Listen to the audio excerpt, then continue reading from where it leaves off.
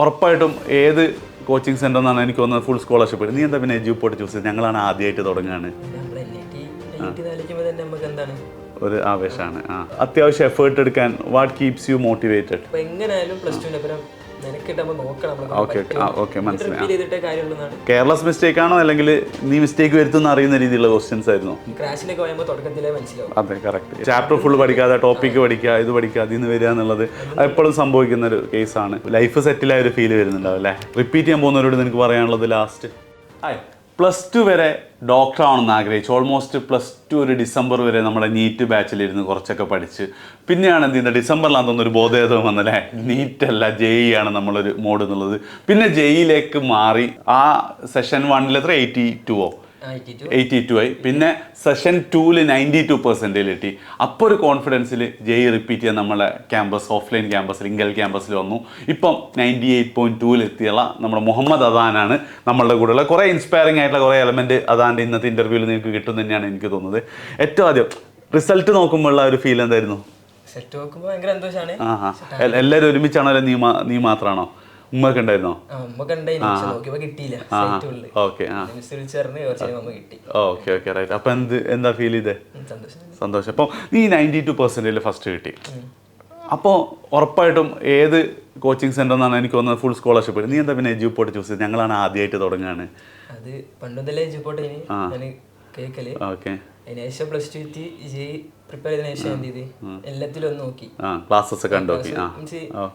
എജ്യൂപോർട്ടിൽ ചില പാഠം നമുക്ക് മനസ്സിലാവാത്ത വേറെ എടുത്ത് നോക്കി, എന്നിട്ട് എനിക്ക് കംഫർട്ട് തന്നെ തോന്നി. ഞാൻ തന്നെ കാണാൻ തുടങ്ങി. അപ്പോൾ പക്ഷേ നിന്റെ ചോയ്സ്. അപ്പോൾ പാരന്റ്സിന്റെ ഒക്കെ കേസിൽ പൊതുവെ പാരന്റ്സ് മോനെ റിസ്ക് എടുക്കണം, നമുക്ക് അവിടെ പോയാൽ പോരാ എന്നൊക്കെ ചോദിച്ചില്ലേ? ഉമ്മക്ക് ഏറ്റവും താല്പര്യം ഇവിടെ തന്നെ. ഉമ്മക്ക് ഏറ്റവും താല്പര്യം എജ്യൂപോർട്ടാണ്. അപ്പം വലിയ പ്രശ്നങ്ങൾ ഇതൊന്നും ഉണ്ടായിരുന്നു. യെസ്. നിന്റെ ഒരു ദിവസം എങ്ങനെയായിരുന്നു? ഞാൻ മനസ്സിലാക്കിയെടുത്തോളം ഏറ്റവും കൂടുതൽ ഉറങ്ങുന്ന ഒരാൾ നീ ആയിരിക്കും നമ്മളവിടെ തന്നെ ഉള്ളതിൽ. എങ്ങനെയാണ് നിന്റെ ഒരു ഡേ ഉണ്ടാവുക സാധാരണ? എടുക്കുകയാണ് രാവിലെ എണീക്കും, അല്ലെങ്കിൽ ഫുഡ് കഴിച്ചതിന് ശേഷം. അവിടെ ലാസ്റ്റിലെ ക്ലാസ്സിലേനി. അപ്പൊ രാവിലെ എന്തെങ്കിലും ഉച്ചവരെ അങ്ങനെ ഇരിക്കും. പക്ഷെ ഫുൾ കിട്ടുന്ന സമയം ഫുൾ പഠിക്കാനും കുറെ സമയം ഇരുന്ന് എഫേർട്ട് എടുത്തിട്ടുണ്ട്. ഇരിക്കണം നല്ല വൃത്തിയിൽ.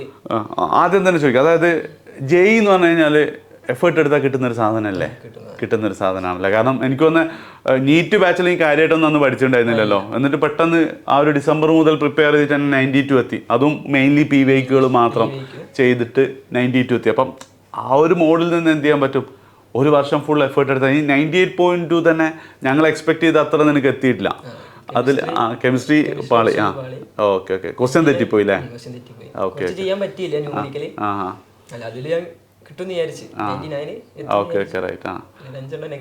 ഫിസിക്സും മാത്സിലും നല്ല പെർസെൻറ്റേജ് ഉണ്ട്, പക്ഷേ 5 നെഗറ്റീവ് കെമിസ്ട്രിയിൽ വന്ന്. കെയർലെസ് മിസ്റ്റേക്ക് ആണോ അല്ലെങ്കിൽ നീ മിസ്റ്റേക്ക് വരുത്തുന്ന അറിയുന്ന രീതിയിലുള്ള ക്വസ്റ്റ്യൻസ് ആയിരുന്നോ? ഒരിക്കലും തെറ്റൊന്നും വിചാരിക്കാത്ത തന്നെയാണ്. ചെറിയ ട്രിക്കി. ഓക്കെ. അതന്നെ എക്സെപ്ഷൻ്റെ ഉള്ളിൽ എക്സെപ്ഷൻസ് എന്നൊക്കെ പറഞ്ഞ സാധനങ്ങളൊക്കെ അതിൽ വരുന്നുണ്ടാവും അല്ലേ? ഓക്കെ. പിന്നെ എങ്ങനെയായി അത്യാവശ്യം എഫേർട്ട് എടുക്കാൻ വാട്ട് കീപ്സ് യു മോട്ടിവേറ്റഡ്? നല്ലൊരു കരിയർ, അങ്ങനത്തെ രീതിയിൽ നല്ലൊരു ക്യാമ്പസിൽ കയറണം. നമ്മളിങ്ങനെ ആകെ ഡൗൺ ആയിരിക്കുമ്പോൾ അല്ലെ, പഠിക്കാനൊരു മൂഡില്ലാതൊക്കെ ഇരിക്കുമ്പോൾ പിന്നെ എന്തെങ്കിലുമൊക്കെ ആലോചിക്കും, എന്തായിരുന്നു പഠിക്കുക, അങ്ങനെ എന്തെങ്കിലും ആലോചിക്കുന്ന സാധനമൊക്കെ ഉണ്ടോ നിനക്ക്? തന്നെ നമുക്ക് എന്താണ് ഒരു ആവേശമാണ്. പിന്നെ കൂടുതൽ പഠിക്കുന്നതാണ് നമ്മളത്. ഓക്കെ. കൂടുതലുള്ളവർ പഠിക്കുന്നത് എപ്പോഴും ഒരു മോട്ടിവേഷൻ സാധനം തന്നെയാണല്ലേ? പിന്നെ അതേപോലെ തന്നെ ഇപ്പം പാരൻസൊക്കെ തുടക്കത്തിൽ ഈ ഒരു രീതിയിൽ സപ്പോർട്ടൊക്കെ ഉണ്ടായിരുന്നു, അല്ലെങ്കിൽ നീ തന്നെയാണ് ഇങ്ങനെ ഒരു കാര്യങ്ങൾ കണ്ടെത്തിയത്? ഇങ്ങനൊരു എഞ്ചിനീയറിംഗ് പോകണം, NIT IIT ഇങ്ങനെ സംഭവങ്ങളുണ്ട്. മെഡിക്കൽ കോളേജ് ആയതുകൊണ്ട് കുറച്ചും കൂടെ അടുത്തായിരിക്കും, NITനെ കുറിച്ചൊക്കെ കുറച്ചും കൂടെ അറിയാമായിരിക്കും അല്ലേ?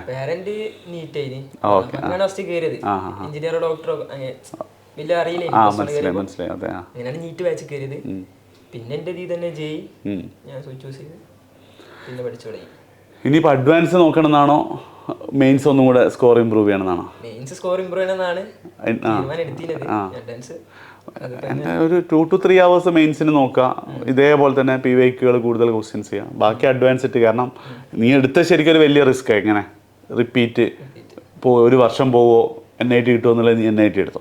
അപ്പോൾ അതേപോലെ തന്നെയാണ്. എന്തൊക്കെ പറഞ്ഞാലും ഒന്നും കൂടെ നമ്മളൊന്ന് ആഞ്ഞ് ശ്രമിച്ചാൽ എന്ത് ചെയ്യാൻ പറ്റും?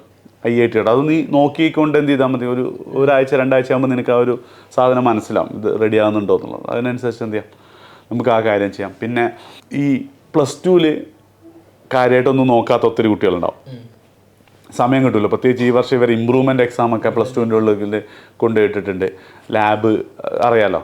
പക്ഷെ അവർക്ക് നല്ല ആഗ്രഹമുണ്ട്, പക്ഷെ ഒരു ധൈര്യം ഉണ്ടാവില്ല. എന്താ നിനക്ക് അവരോട് പറയാനുള്ളത്? അത് നോക്കുക, ഇതും കൂടെ കൊണ്ട് കഴിയുന്നതാണ്. ഓക്കെ, അല്ല റിപ്പീറ്റ് ചെയ്യണോ വേണ്ടിയോ എന്നുള്ള ഡൗട്ടിലുള്ള ആൾക്കാരോട് അപ്പൊ എങ്ങനെയായാലും +2ൻ്റെ അപ്പുറം മെനക്കെട്ടാകുമ്പോൾ നോക്കണം. ഓക്കെ മനസ്സിലായി. അതായത് അറ്റ്ലീസ്റ്റ് +2 കഴിഞ്ഞിട്ട് ആ ക്രാഷിന്റെ സമയത്തെങ്കിലും അങ്ങനെ പഠിച്ചു. കാരണം നിനക്കൊക്കെ അത് നന്നായിട്ട്, അതായത് ആ ഒരു എഫേർട്ട് എടുത്ത് നീ ഓൾറെഡി ശീലിച്ചിട്ടുണ്ടായിരുന്നു അല്ലേ ആ ലാസ്റ്റ് സമയത്ത് തന്നെ. ശീലമുണ്ട്. അപ്പോൾ റിപ്പീറ്റ് ചെയ്യുമ്പോൾ ഈസി ആയിരുന്നു ദ പ്രോസസ്സ്. റിപ്പീറ്റ് ചെയ്യാൻ നല്ല ഉപകാരമാവും. കറക്റ്റ്, ഉപകാരമാവും. മീൻസ് എവിടെ തുടങ്ങണം, മറ്റേ നമ്മൾ പകുതി എത്തുമ്പോഴേക്കും ക്വസ്റ്റ്യൻ ചെയ്താലേ കാര്യം ഉണ്ടാവും മനസ്സിലാവുക.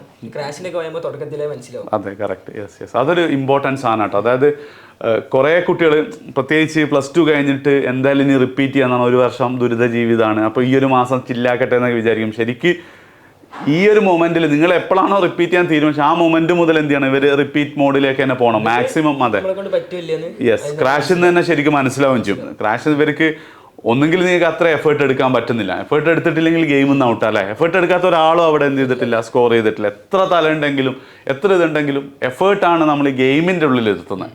അതിൻ്റെ മുകളിൽ എത്ര പേഴ്സൻറ്റേജിൽ ഇപ്പം 99.2 ആണോ 3 ആണോ എന്നല്ല 6 ആണോ എന്നുള്ളതൊക്കെ ചിലപ്പം നമ്മുടെ കാലിബറിനനുസരിച്ച്. പക്ഷേ effort is the basic thing. അത് നിങ്ങൾക്ക് ക്രാഷ് തന്നെയാണ് എന്ത് ചെയ്യുക മോസ്റ്റ്ലി ഇനി അങ്ങോട്ട് നിങ്ങൾക്ക് മനസ്സിലാവുന്ന ഒരു ഘടകം ഉണ്ടാവും അല്ലേ. പിന്നെ കൂടെ പഠിച്ച ആൾക്കാരൊക്കെ പിന്നെ റിപ്പീറ്റ് ചെയ്യാൻ പോയിട്ടുണ്ടായിരുന്നു. എന്താണ് അവരോടൊക്കെ സംസാരിച്ച റിസൾട്ടൊക്കെ വന്നപ്പം? അധികം നീറ്റ് ആൾക്കാരാണ്. Okay okay, right. റിസൾട്ട് അതെ മനസ്സിലായി. ഇപ്പം എന്ത് പറഞ്ഞു ഉപ്പ? ഇപ്പോൾ ഇത് വന്നിട്ടുണ്ടോ, നേരിട്ട് കണ്ടോ റിസൾട്ട് വന്നതിന് ശേഷം?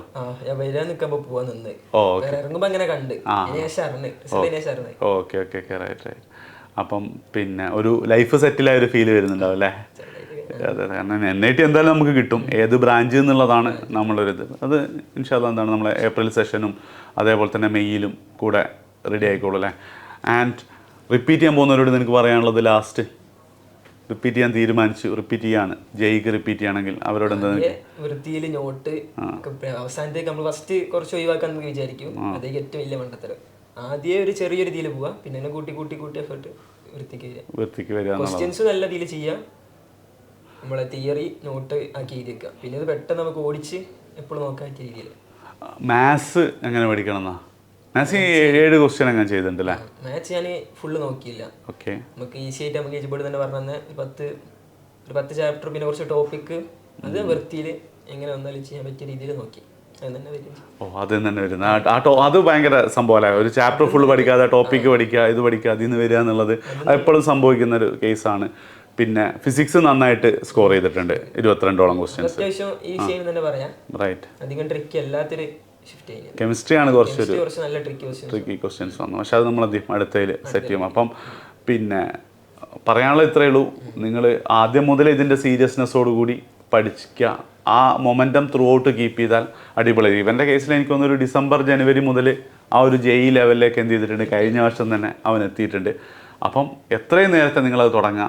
JEE ആഗ്രഹിക്കുന്നുണ്ടെങ്കിൽ, ഇതുവരെ നിങ്ങൾ കാര്യമായിട്ടൊന്നും നോക്കിയിട്ടില്ലെങ്കിൽ +2 ശേഷം ക്രാഷോടുകൂടി അതന്നെ സെക്കൻഡ് ഫേസ് നോക്കുക. എന്നിട്ട് ഒരു കീം ക്രാഷൊക്കെ നന്നിട്ട് ആ ഒരു എന്ത് ചെയ്യുക, പിന്നെ എഫേർട്ട് എടുക്കാൻ പറ്റുന്ന ഒരു ലെവലിലേക്ക് നിങ്ങൾ എത്തുക. ഉറപ്പായിട്ട് എന്താണ് അടുത്ത വർഷം ഇതേപോലെ തന്നെ ഇൻ്റർവ്യൂലുണ്ടാവും. അത് ചോദിക്കാൻ, ഇങ്ങനെ ഇൻ്റർവ്യൂ ഒക്കെ ഇരിക്കുന്ന ഈ സ്വപ്നം കണ്ടിട്ടുണ്ടോ? കഴിഞ്ഞ വർഷം ഇപ്പം ഇക്രാത്തിൻ്റെ ഇൻ്റർവ്യൂ ഒക്കെ കാണാൻ ഓക്കെ.